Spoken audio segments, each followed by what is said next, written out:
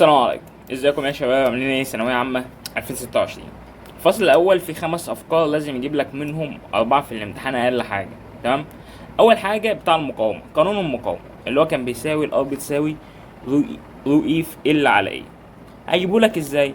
يجي يقول لك مثلا السلك ده طوله زاد او مساحته زادت، مساحته قلت، طوله قل. دي كده هيبقى ببساطه قوي هيجيبها لك كده، وبعدين يجي يقول لك قلل السدس، قلل النص، قلل الخمس. وده هنا ما بيحسبش ان هو سؤال نظري. لو انت مش عارف القانون مش هتعرف تجيب السؤال النظري ده. سؤال عادي اكنها مسألة، بس بدل ما يكتبها يقول لك تلت ربع نص، بيقول لك يقل الى، وانت تطلع تقول لي امتحان الفيزياء نظري. ايه كده تبقاش نظري. تمام.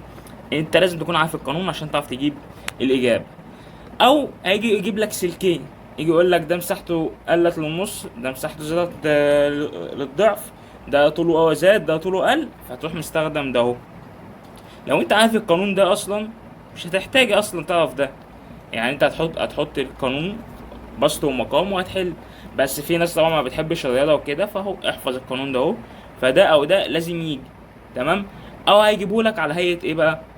على هيئه رسمه يجيب مثلا هنا يحط لك هنا الار، ويحط لك هنا ال، ويحط هنا مثلا هنا ارقام، ويجي يقول لك بقى هات، ويكون مديك الرو اي يقول لك هات المساحه. ده كده بالنسبه لاول حاجه. تاني حاجه هيجي يقول لك عند اعاده تشكيل السلك. يعني انت اعاده التشكيل هتلاقي هنا ده، هتلاقي هنا مثلا الرو اي محذوف عشان هو ايه؟ نفس السلك. فالسلك الرو اي بتاعته بتبقى ثابته. تمام. ممكن يجي يقول لك انا عايز التوصيليه، بعد ما انت تجيب الرو اي تنسى تحط واحد على رو اي عشان تجيب التوصيليه. فانت ركز، لو عايز منك التوصيليه يبقى واحد على رو اي، عشان في ناس بتنساها او بيكون حاطط لك في الاختيارات الرو اي والتوصيليه، بيكون حاطط لك الاثنين عشان عارف ان في ناس بتغلط فيها. تمام. ده كده بالنسبه للمقاومه. وهنحل طبعا، انا جايب 3 امتحانات استشهاديه هحل عليهم الاسئله دي. تمام. قراءة توصيل المقاومات بتكون سهل. هيروح جايب لك مثلا هيروح جايب لك 5 رسومات او بيكون جايبهم مربعة. هيجي يقول لك مين فيهم اعلى مقاومة، مين فيهم اعلى تيار، مين فيهم كذا. لو انت عارف التوصيل التوالي والتوازي وحالات الحذف وحالات الغاء المقاومه والكلام من ده، فالسؤال ده هيبقى بالنسبه لك مضمون. والسؤال ده كده مضمون ما فيهوش اي حاجه. هو بيجيبه لك يقول لك ار1 اكبر من ار2 اكبر من ار3 اكبر من ار4، وانت هنا هتحسبه لي ان هو سؤال نظري. لا، لو انت مش عارف التوصيل المقاومات، بدل ما هو يكون جايبها لك ارقام هيكون جايبها لك مجاهيل. ولو انت ما تعرفش تحل بمجاهيل هقول لك ازاي في الفيديو تعوض عن المجاهيل دي بارقام. دي تاني فكره. تالت فكره قراءه الفولتميتر والاميتر. تمام. واللعب مع فرق الجهد. اول حاجه فرق الجهد، لما يحط لك الفولتميتر لازم تجيب فرق الجهد عند النقطتين وتطرحهم من بعض. حوار ان انا اعرف ان الفي بتساوي اي في ار، ما اعرفش فكره ان اصلا ان مثلا لما يكون هنا دي مقاومه. تمام. دي مقاومه، لو يكون هنا مثلا التيار هنا 30، لما المقاومه دي 2 وماشي فيها تيار 5، يبقى 2 في 5 ب 10، يبقى هنا اصبح فرق الجهد 20. يبقى انت اصلا الفي جه من هنا 30 ناقص 20 بقى بتساوي 10. تمام. عشان في مثال بيكون حاطط لك كده بيكون عاملها لك توازي ويحط لك الفولتميتر في النص والكلام من ده. فانت لازم تروح موزع فرق الجهد صح على المقاومات علشان تعرف تجيب فرق الجهد ما بينهم. وهنحطها برضه في اول مثال هو موجوده فوق. قراءة الفولتميتر والاميتر. يعني ده سؤال يجي يقول لك بقى عند قفل المفتاح، عند غلق المفتاح، عند كذا، ويزود لك مقاومات، يقلل لك مقاومات. فالسؤال ده برضه لازم يجي. يبقى كده معانا 3 اسئله دول لازم يجوا. توصيل البطاريات ده ساعات بيجيب وساعات لا. شحن وتفريغ الاتنين مع بعض هنجمعهم. عند الشحن هيحط لك الفولتميتر فوق علشان تجمع، ويكون حاططها لك في الاختيارات ان هو طرح عشان تغلط فيها وتختارها. كده كده بيكون حاططها لك كده. شوف لما بيجيبوا وما يجيبوهوش بنفس السذاجه اللي انت كنت بتشوفها لما تيجي تحل كتاب التفوق او كتاب الامتحان او نيوتن، بحوار ان انت هتحتاج ال3 معادلات والكلام من ده وآلة حاسبة. لا، بيكون كشف جايبولك سهل. احنا عرفنا ال5. تيجي تقول له طب البي دبليو والدبليو والحاجات دي، الحاجات دي هو بيعشقها في الفصول الثالث والرابع. يعني البي دبليو والدبليو ده في الفصل الثالث والرابع بيجيب عليها. فاحنا خلينا بقى ايه، نشوف ال5 افكار دول على اول 3 نماذج استشهاديه. تمام. المساله بيقول لك ايه؟ دائره كهربائيه بسيطه تتكون من بطاريه ومقاومه اوميه. تمام. كان موضح بالشكل اي الاختيارات التاليه يعبر بشكل صحيح عن العلاقه بين الجهود الكهربائيه للنقاط W و X و Y و Z. او هو هنا لو انت مش فاهم يعني ايه فرق جهد مش هتعرف تحل. ما تجيش تقول لي ده سؤال نظري. تمام. انت مثلا شايف ان اهو هنا التيار ماشي قابل حاجه في طريقه، قابل حاجه في طريقه، يبقى لا، يبقى عندك W بتساوي X. تمام. عند X بقى هنا قابل المقاومه، فهنا لازم يعني نشيل منه بقى فرق الجهد. لما هنا عندك الواي دي هتساوي ايه؟ هتساوي اكس ناقص الاي في الار. تمام، يبقى اكس اكبر من واي. تمام كده، اكس اكبر من واي ودبليو بتساوي اكس اهو، دبليو يساوي اكس واكس اكبر من واي. وواي ماشي اهو، تمام ماشي قابل حاجه قصاده، لا يبقى ايه زد بتساوي واي. بس تعالى هنا، الجهد الكهربي للنقطه دبليو اكبر من الجهد الكهربي للنقطه زد. دبليو فين دي؟ دبليو اكبر من زد، صح. الجهد الكهربي للنقطه اكس اقل من الجهد الكهربي للنقطه واي. اقل، لا ده اكس بتساوي اسمه ده بتساوي واي زائد اي في ار، او الواي بتساوي اكس ناقص اي في ار، يبقى دي كده غلط. تمام، الجهد الكهربي للنقطة دبليو اقل من الجهد الكهربي للنقطة زد. فين النقطة دبليو؟ النقطة دبليو اهي، اقل من الجهد الكهربي للنقطة زد، لا ده دبليو اكتر، يبقى كده السؤال اجابة غلط معانا. الجهد الكهربي للنقطة دبليو اكبر من الجهد الكهربي للنقطة زد. دبليو اكبر من زد، ده صح. الجهد الكهربي للنقطة اكس اكبر من الجهد الكهربي للنقطة واي. فين النقطة اكس اكبر من واي، صح. ودي اصلا النقطة اللي فقط فيها الجهد بتاعه اللي هو الفي. تمام، لو انت اصلا لو انت بقى مش عارف الحاجات دي، لو انت مش عارفها، تمام، هتروح فرض هنا كده اهو، تروح مسح ده كده اهو، فرض كده اهو، تمام، ان ده اهو، ان ده كده ده اهو باتنين مثلا، لا قدر يعني اقول يا عم ده اهي الار باتنين، عشان انت يعني ايه مش عارف مش عارف تعمل بالمجال والكلام من ده، وتقول الفي بتساوي 10. تمام، يبقى الاي بكام؟ بخمسة. تمام، التيار ماشي هنا، الخمسة ده اهي كده اهو، الاي بتساوي 5 ماشي. قابلت حاجة في طريقها؟ لا. قابلت حاجة في طريقها؟ لا. تمام، جت هنا لقت هنا عندها مقاومة، المقاومة دي بتساوي ايه؟ يبقى هنا لسه فرق الجهد 10، يبقى فرق الجهد عند النقطة دي 10، فرق الجهد عند النقطة دي 10. تمام، يبقى عندك هنا برضه اكس 10. قابلت هنا المقاومة دي اللي هتشيل منها فرق الجهد، الاتنين في 5 ب10، يبقى 10 ناقص 10 صفر. تمام، هنا ماشي في طريقة حاجة قدامها، لا يبقى هنا صفر. تمام، ادي جبت هنا دي ب10 ودي ب10 ودي بصفر ودي بصفر، يبقى عندك اكس اكبر من واي، اكس اكبر من زد، دبليو اكبر من زد، دبليو اكبر من واي، اكس زد وواي بيساووا بعض، اكس ودبليو بيساووا بعض. ده لو انت مش عارف تحل بطريقه المجاهيل اللي احنا حلينا بيها. تاني حاجه ممكن يعمل ايه بقى؟ اللي هو اسيبك بقى من السؤال ده، هيبقى مثلا حاطط لك ان هو كمان مقاومه معاها، تمام، واخد ان هو كده اهو، وحاطط لك ان هو كده اهو فولتميتر. لو هو النسبة هنا بتساوي النسبة هنا، يبقى ده كده ملوش لازمة، بتساوي صفر. تمام، امال لو النسب مختلفة هتعمل ايه؟ انا عايزك تروح شايف فرق الجهد بتاع البطارية ده اهو، تمام، فرق الجهد بتاع البطارية هيبقى هو نفس الفرق الجهد اللي على اللي فوق، نفس فرق الجهد على اللي تحت.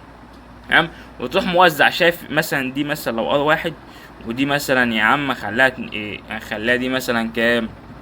3، خليها دي 3 ار مثلا كده، او 1 ار، ودي 3 ار، ونخلي دي 2 ار. تمام، ودي عندك هنا 2 ار برضه. تمام، وهنخلي مثلا هنخلي ان الفي ب4 عشان ناخد هنا ان دي هتاخد 1 ودي هتاخد 3 ودي هتاخد 2 ودي هتاخد 2. تمام، اول ما يجي هنا فرق الجهد هيتوزع، يبقى هو كان داخل هنا 4، يبقى ده كان 4، هنا بقى كام؟ عند النقطة دي ما هتشيل منه 1 بقى 3، هتشيل منه 3 بقى 0. تمام، عند النقطة دي كان 4، هتشيل منه 2 بقى 2، هتشيل منه 2 بقى 0، يبقى 3 ناقص 2 1. اروح حاطط لك في هنا، وتيجي تقول لي السؤال ده صعب. هو لو انت عارف اللي هو فرق الجهد بتوزعه ازاي على المقاومات، فخلاص هتعرف تجيب السؤال. تمام، ده كده اول سؤال. تاني سؤال اهو، قيمة المقاومة النوعية للمادة اكس على قيمة المقاومة النوعية للمادة واي. انت عارف القانون ار بتساوي رو اي في ال على ايه؟ هتروح حاطط الاتنين وجايبها، يعني ما اعتقدش ان فيها اي حاجه. تمام، السؤال اللي عند اعاده التشكيل، القانون اللي تحت اللي احنا حاطينه وهتحطها وهتبقى معاك سهله. السؤال الرابع ده، عندك السؤال الرابع ده نفس اللي قلنا عليه، توصيل المقاومات، وجايب لك فيها كل الحالات. عندك هنا حاله حذف، تمام، هنا حاله حذف، تمام، عندك هنا حاله حذف، وعندك هنا حاله حذف. هتيجي تقول انا عارف ان انت فاهم دي وعارف ان انت فاهم دي، هنا بقى روح انت هنا تغلط في دي. ليه بقى؟ عندك هنا بطريقه النقطه، عندك النقطه دي ايه وعندك النقطه دي بي، يبقى كده النقطه دي بي. تمام، عندك دي بي يبقى ده بي، عندك ده بي ده بي. اي مقاومه ما بين نقطتين لهم نفس، يعني هما نفس النقطتين، فاعرف انها تتلغي. عندك كده ده هتساوي 2. تمام. عندك كده ده هتساوي 3. 3 ار يعني و2 ار. عندك دي كده هتساوي ار. عندك دي هنلغي دي يبقى 6 و6 3. 3 و1 4. 4 و12 4 في 12 48 على 16 ف3. 3 و1 4. صح 3 و1 مش المهم يعني ما تركزش في الرياضة اللي انا بقولها عشان مش آلة حاسبة او كده. انا قصدي ركز في حالات الحذف والحاجات دي. وانا جايب لك الاربعة ده هم كده اهو. يقول لك انهي مقاومة اعلى انهي تيار اعلى. عارف العلاقات ان لما مقاومة تزداد التيار هيقل. عارف القانون اي في الاي في بتساوي في ار. تيجي تقول لي ده سؤال نظري. لا ده مش سؤال نظري. ده سؤال معتمد على فهمك للقانون ذات نفسه. تمام. رقم 33 جايبها لك مجاهيل اهو. يا عم انا مش عارف احل بالمجاهيل. انا حمار ما بعرفش احل المجاهيل. بس تعالى بقى ايه. عندك دي ار وعندك دي 2 ار وعندك دي ار. تمام. يبقى هنقول هنفرض مثلا هنجيب اول حاجه دي كده. هنفرض ان الار بواحد. خليها عايزينها بس عشان تبقى رقم كويس. خليها 3 في 6 خليها ب3. عشان ايه ما يديناش بتاع. خلي الار بتساوي 3. يبقى عندك دي كده ب3 وعندك دي كده ب3 وعندك دي كده ب3 وعندك كده دي ب3. تمام. عندك دول كده المقاومة كلها بتاعتهم 3 و3 6. 3 في 6 ب18. 18 على 9 فيها الاتنين. يبقى كده عندك دي كده بتساوي 2. هفرض ان الفي بيساوي 5. يا عم مش فاضي ان هو 5. هفرض ان الفي بتساوي 10. مش فاضي ان هو بيساوي 10. هفرض ان هو بيساوي 15. تمام. هفرض ان الفي عم بتساوي 15. يبقى عندك هنا ان الاي هتساوي كام. الفي بتساوي الاي في الار. وانا جبت ان الفي بتساوي 15. ما انا برضه مش هحفظ الاي. لو انا فرضت الاي يبقى انت كده بتفرض كل حاجه من عندك. لا انت بتفرض الحاجات اللي ممكن تفرضها عشان تجيب المجهول اللي انت عايزه. ما هي الفي بتساوي الاي في ار. انت فرضت الار يبقى انت هتجيب الاي. تمام. يبقى دي ب 15. عندك الاي اللي انا عايزها هجيبها والار كليه قلنا ب5. يبقى الاي بتساوي 3. كده جبت الاي بيساوي 3. تعالى يا عم نوزعهم. ده كده هيمشي فيه التلاتة كلهم. تمام. عندك كده ده 3 وده 6. يبقى ده هيمشي فيه 2 وده هيمشي فيه 1. تمام. يبقى كده جبت ان الفي 3 بيساوي كام. 1 في 3 ب3. وعندك ان الفي 2 بتساوي 2 في 3 ب6. وجبت ان دي 3 في 3 ب9. جبتهم بس خلاص. انا ما بعرفش احل الكلام ده اهو. اتعامل افرض ارقام عشان اعرف اتعامل. اما انا ما فرضتش ارقام هتقعد واقف قدام المساله. الامتحان صعب. والفيزياء والله ما صعبه. دي نفس الحوار. عندك هنا دي حاله شحن وتفريغ. ده الاكبر ده بيشحن فهنجمع. يعني الفي هتساوي في كانت بتساوي هنا تساوي في بي ناقص الاي في الار. لا هنا هنجمع. هتلاقي جايبها لك هنا اهو كل الحالات. وتيجي هنا تقول لي ده سؤال ده سؤال نظري. لا هو سؤال مش نظري خالص. لو انت مش هتعرف تحل وتطلع لي الارقام مش هتعرف تجيب دول. فده كده ما يعتبرش سؤال نظري. هو ده اللي بيلعب عليه. يعني هو كده عندك هنا انا دلوقتي حلنا 6 اسئله كلهم من ال5 افكار اللي انا اجيبهم لك. ده كده اول امتحان. تمام. تعال نشوف ده اهو. ده تاني امتحان اهو يا عم. سلك معدني مصنوع من مادة طوله ال ومساحة مقطعه طوله ال ومساحة مقطعه ايه. فإذا كانت مقاومة السلك ار أي الاختيار التالي يؤدي إلى الحصول على أكبر قيمة مقاومة. أكبر يعني لازم تطوله وتشوف بقى القانون اللي معاك الار بتساوي رو اي في ال على ايه. وتشوف بقى القوانين اللي هو عندك اللي هو انت اللي هو عادة سحب والكلام من ده. تحط القوانين. ادي تقول لك سحب السلك بنظام الى الضعف طول. تمام. ما نعرفش ده غلط ولا صح. انا ما حلتش. انا بقول لك كفكره. تمام. بقول لك كالفكره او جايبها لك كده. ده سؤال نظري. لا ده مش سؤال مش نظري. انت لو مش عارف القانون مش هتعرف تحل ده. ده كده اول سؤال. عندك ادي تاني سؤال. نفس النظام. انا مش عارف هنا. هفرض بقى. انا هنا هفرض ارقام. انا لازم افرض ارقام هنا عشان انا مش عارف. تمام. انا مش عارف احفظ مثلا. عندك دي 6 دي 6 ودي 3. افرض بقى رقم يكون يسهل لي الحل. تمام. عندك دي 6 ودي 3. لو فرضت هنا الاي ب3 يبقى ده هياخد 2 وده هياخد 1. يبقى الواحد في 4 ب4. تمام. وعندك الاتنين في 2 في 3 ب6.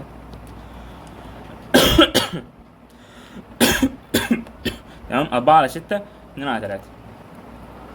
هنا انت تشوف المساله دي الاي بكام واقعد بقى اشوف افتكر مستر عبد المعبود وهو بيحل، مستر محمود مجدي، يا عم مشي الدنيا معايا، هو مش مطلوب مني. وانا انت عارف لو انت جاب لك سؤال مقالي وفرضت له وقلت له بس يكتب له كده اهو في الاول بفرض ان قيمه التيار كذا وهتحل عليها، والله يديك الدرجه عادي. انا اسئله الفولتميتر والحاجات دي كانت عباره عن فصل رابع، والاميتر حلتها له بالفصل الاول وخدت الدرجه عادي. فهو انت ايه، خلي الدنيا سهله معاك علشان ايه ما تصعبهاش على نفسك. سؤال كويس او سؤال فيه حل نحله. تمام. يوجد الشكل دائرة كهربائية مغلقة تحتوي على عدة مقاومات وبطارية معاملة المقاومة الداخلية. هو قال لك معاملة المقاومة الداخلية وبقى حاطط لك ار جنبها عشان ايه، عشان ما تستخدمش القانون ده بس هنستخدمه. او الفي واحد اصلا بتساوي ايه؟ بتساوي في 2 زائد في 3. تمام، علشان دي الخارجي لا او الداخلي. دي خلي بالك منها، ممكن تستخدم، ممكن لو انت الحلول ضاعت منك ونسيت القانون ده، دي ما بين النقطتين، ما بين النقطتين ده هم او ما بين النقطتين ده هم. تمام. تمام يا عم. تعالى بقى نشوف ماذا يحدث لقراءة الفولتمترات في 1 وفي 2 وفي 3 عند غلق المفتاح كي. الفجر هيأذن دلوقتي. تمام. عند غلق المفتاح كي، تعال نشوف بس كده قبل الغلق كان ايه الدنيا. كانت عندك قبل الغلق عندك دي 2 ار وعندك دي ار وعندك دي عندك دي ار، يبقى عندك هنا ادي 2 ادي 4. هنفرض ان الفي بي 4 عشان ناخد التيار واحد وكده يعني، يبقى الفي 3 كانت بتساوي كام؟ ادام انا فرضت الفي بي دلوقتي بتساوي 4، يبقى دي لازم اخليها معايا 4، دي ثابته، اللي هيتغير معايا هناك التيار. تمام. يبقى الفي بي كده ده ثابت معايا بيساوي 4، يبقى كده جبت التيار بواحد. يبقى عندك هنا دي كانت بتساوي 2 ودي كانت بتساوي 1 ودي كانت بتساوي في بي ناقص الاي في الار 4 ناقص 1 فبتساوي 3، او مجموع الاتنين خارجين فبتساوي 3. تمام. ده كده ده كده قبل الغلق. طب ما يجي يغلق هيبقى عندك دي كده اهو هتساوي المقاومه بقت ار واحده، وعندك دي كده ار واحده. المقاومات قلت، التيار زاد. تمام. التيار زاد. تعالى نشوف التيار بقى بكام. التيار عندك هنا بقى 4 على 3. 4 على 3 في 1 بقت هنا دي بتساوي 4 على 3. 4 على 3 في 1 بقت بتساوي 4 على 3. تمام. عندك دي عايز تجمعهم الاتنين، 4 على 3 زائد 4 على 3 معرفش والله بكام، بس تعالى هنطرح وخلاص. عندك 4 ناقص 4 على 3. المهم يعني هي مش هتطلع اقل من 3، يبقى دي كده قلت عندك كده، دي قلت، دي كده اللي زادت. فرضنا ارقام وجبناها بس خلاص. مش عارف تفرض ارقام يعني، مش عارف اقول لك ايه بقى. قراءة الفولتميتر في 1 فين؟ في 1 قل. قراءة الفولتميتر في 2 الوحيد اللي زاد. بس فهمت قصدي؟ هو ده قصدي، اللي هو انت تفرض ارقام عشان تعرف تحلها. السؤال 33 والسؤال 34. السؤال 34 ده كويس وجه السنة اللي فاتت 2025 دور اول تقريبا. تمام. عندك السؤال 33 بسم الله ما شاء الله جايب لك كل حاجه. عندك هنا توصيل مقاومات مع بعض هنجمعهم، عندك هنا شحن وتفريغ، ده الاكبر يبقى دي اللي بتفرغ دي اللي بتشحن، فهنا هنطرح مش هنجمع زي السؤال بتاع المره اللي فاتت. وهتجيب بقى الفيهات بتاعتك، فاهم؟ اللي هو نفسه اللي قلنا نلعب عليها، اللي هو طرق توصيل البطاريات. وهتجيب لو انت بقى مش فاهم بقى القوانين وفاهم الحاجات دي تيجي تقول لي ده سؤال نظري، ده مش سؤال نظري. تمام. السؤال 34 هتروح عامل ايه؟ هتروح ازع لك ان هو كده اهو مقاومه اللي هو الفي كده اهو، والفي هنا يساوي قال لك 16. تمام. قال لك اهو 16 وكانه بطاريه وتتعامل مع كيرشوف. وسؤال كيرشوف سهل جدا. ده عندك هنا اهو ان الاي 1 تمام بتساوي اي 2 زائد اي 3. وعندك ايه تاني؟ وعندك ده اهو ادي مسار، خلينا كده اهو مع المسار مع التيار، ودي كده اهو. تمام. وعندك هنا كده اهو يا عم مسار، عندك المسارين وعندك دي، فالدنيا سهلة. هتطرحهم هتعملهم مع بعض هتديك 3.5. فهي الدنيا يعني والله الفيزياء كويسة يعني. ده كده فصلين امتحانين استشاريين فيهم الافكار دي كلها. ان الاستشاري التالت فيه برضه، بس انا راح اصلي بقى وايه واشوف الفصل التاني. والسلام عليكم ورحمة الله وبركاته.